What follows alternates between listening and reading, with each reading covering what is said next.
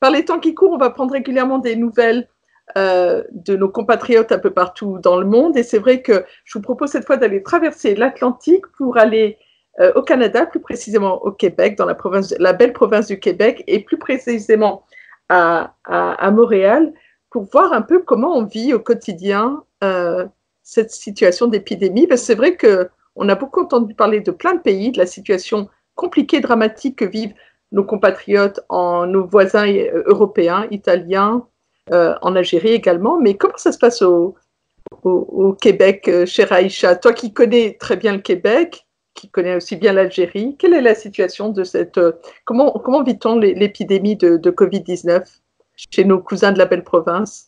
Écoute, au Québec, ils ont été très proactifs. Ils ont commencé très, très tôt la prévention. Donc, tout ce qui était distanciation sociale a été mis au point très rapidement.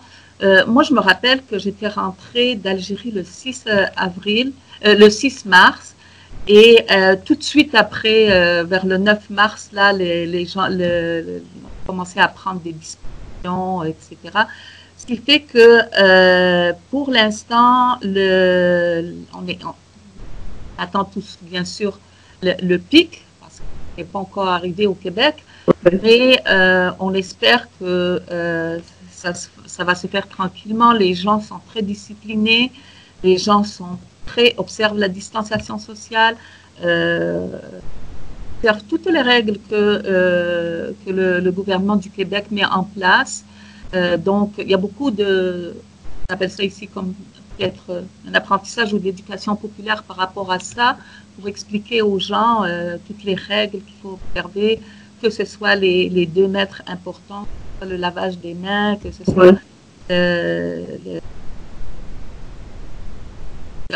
donc,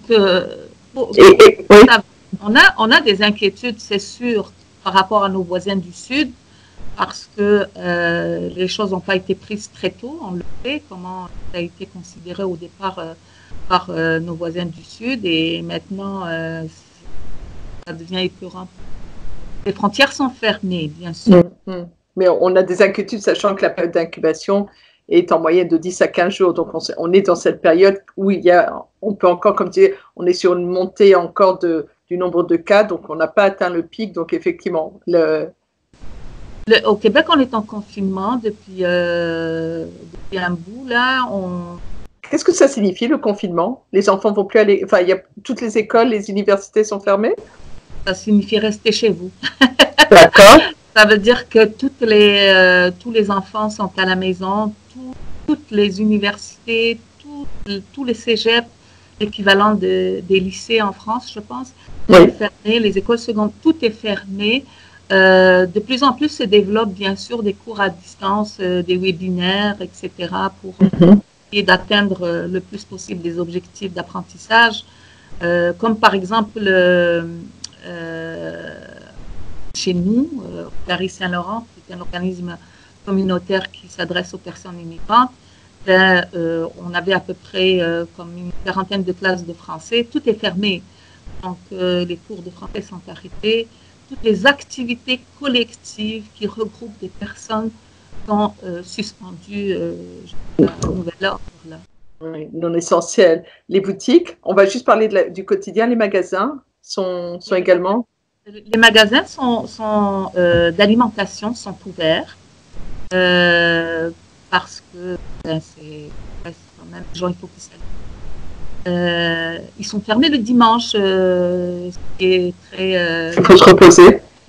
Parce que ici, les magasins sont ouverts le dimanche, quand on est en Europe ou en France, je pense que ici, tout est ouvert le dimanche. Mais depuis la période de confinement, le magasin faire des achats ensemble.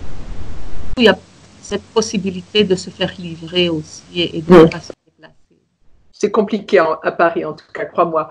Et Gisée, est-ce que du coup, comment vivent tes compatriotes, les Québécois, entre autres, cette situation de confinement? Est-ce que c'est une population assez disciplinée ou est-ce qu'à l'inverse, c'est comme ce qu'on voit un peu en France depuis l'arrivée des beaux jours, un relâchement, des sorties comme ça qui ne paraissent pas essentielles?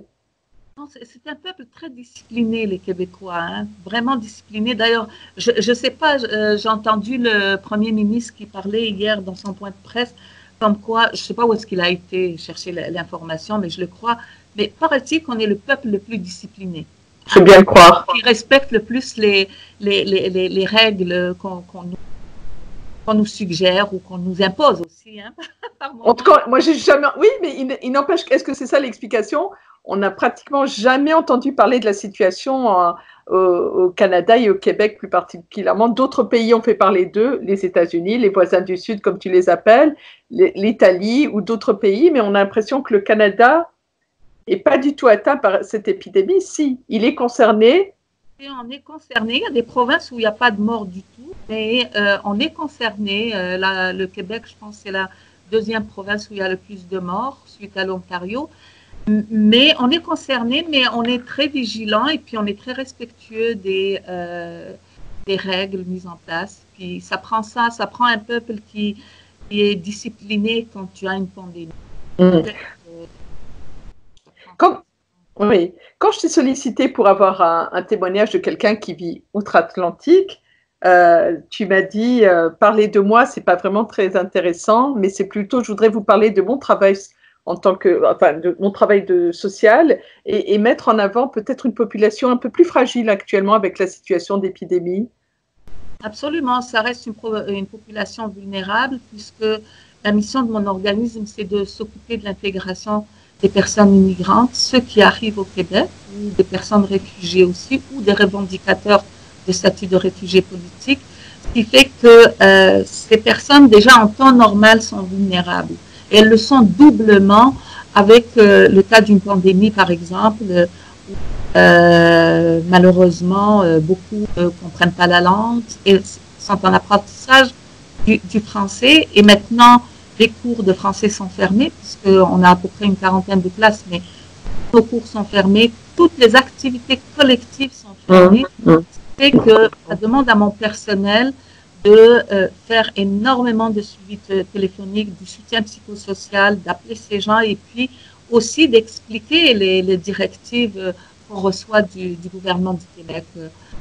Jusqu'au dernièrement, nous avons reçu un guide d'auto-soin, mais ça, il n'est pas traduit ni en arabe, ni en chinois, ni en moldave, et donc ce qui fait que mes faire les traductions oralement au Pérou, que les directives sont bien compris et qu'ils ont les moyens, parce qu'il faut voir que c'est une population fragilisée, d'autant plus que la majorité ont perdu leur emploi, ils se retrouvent avec très peu d'argent, donc il faut référer aux banques alimentaires.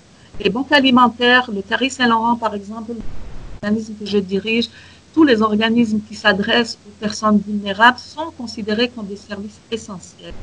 Donc, on s'est donné les moyens. C'est sûr que pour, par exemple, recevoir les usagers, juste dans les cas d'urgence, on reçoit les gens en cas d'urgence. Et bien dans ce cas-là, on a mis en place des cubicules, traitements fermés, etc. Des règles avec toutes les précautions qu'on impose. Mais c'est sûr que c'est compliqué. C'est compliqué. C'est compliqué. On n'était pas préparé à ça aussi. Puis j'avoue qu'on a réagi très vite et bien parce que franchement, je me rappelle en 98 quand on a vécu la crise du verglas, ben ça venait, on le savait, puis on s'est organisé. D'autant plus que mon organisme est classé organisme humanitaire, donc tout mon personnel est mobilisé quand il y a des crises comme ça. La pandémie, on ne l'a pas vu venir, on ne s'est pas organisé pour ça, mais on réagit vite dans le communautaire. On réagit d'autant plus qu'on a la possibilité de prendre des décisions sans être normé par... Surtout, Aïcha, qu'on est parti pour rester dans cette situation encore quelques semaines. Donc, ça peut être anxiogène, ça peut déstabiliser des situations familiales qui étaient déjà un petit peu fragiles, bancales. Oui, oui, oui, tu as raison. C'est parti. Sérieusement, non. Nous, on a pris des avis et tout ça, et puis on s'est organisé avec mon conseil d'administration, bien sûr. Regarde, on s'organise pour fonctionner de cette manière-là jusqu'au mois de juillet. Parce que oui, la courbe, on va atteindre le pic, mais ça va partir tranquillement. Est-ce que ça va repartir après? Je ne sais pas. Donc, on s'organise pour du long terme, là. Maintenant, oui, ça a eu des impacts. Ça a eu des impacts, je te dirais. Il y a la banque alimentaire, j'en ai parlé tout à l'heure. Ça a un impact aussi sur la recherche du logement. Parce qu'au Québec, il y a des traditions, il y a des règles, etc. C'est que tous les 1er juillet, les gens déménagent. Ceux qui veulent déménager. Ce qui fait qu'au 31 mars, tu dois annoncer à ton propriétaire que tu quittes. Donc, lui met le logement en location. Et là, c'est la période des recherches de logement. Puis, il n'y a personne qui veut laisser les futurs locataires visiter les logements. C'est très, très compliqué. Donc, on s'attend aussi au mois de juin de se retrouver avec des personnes sans logement. Donc, parce qu'elles n'ont pas eu l'opportunité de visiter puis de signer leur baux, c'est-à-dire leur contrat de location. Donc, on propose bien sûr des visites virtuelles. Mais faut-il faire confiance et signer un bail pour une année dans un appartement virtuellement? Ça reste à voir, mais on suggère aux personnes que si vraiment ils sont mal pris à la dernière minute, ben, il va falloir signer les baux virtuellement parce qu'on ne restera pas dans la rue comme ça. Là, et d'autant plus qu'on vit une crise de logement depuis quelques temps. L'autre chose que je voulais soulever, effectivement, et c'est ce qui est le plus difficile pour nous à traiter, c'est l'impact sur la dynamique familiale. Que les parents se retrouvent avec leurs enfants et souvent les familles vulnérables, qu'est-ce qu'on dessert, n'ont pas des grands appartements, n'ont pas des jardins, etc. Souvent, c'est des tout petits appartements avec les enfants là. Parfois, c'est des familles nombreuses aussi. Et malheureusement, ça pose des problèmes. Ça pose des problèmes et on se retrouve avec certains cas de violence domestique. Et bien sûr, ici, dans la violence domestique, on inclut la violence conjugale, la violence père-fils, mère-fille, etc. Cette proximité-là dans la dynamique familiale fait que, bon, ben, à un moment donné, les clashs arrivent et puis à un moment donné, les choses se passent mal, elles se passent comme on n'a jamais vécu. Et tiens, ces familles-là, c'est clair, on fait du soutien psychosocial. C'est pour ça qu'on s'est équipé pour recevoir au cas où personne vivrait de la violence conjugale et ne sachant pas où aller, les personnes viennent ici, notamment dans le cas des violences conjugales, puisqu'on a des ententes avec les maisons d'hébergement. Et on peut payer un taxi à la femme, qu'elle soit protégée, etc.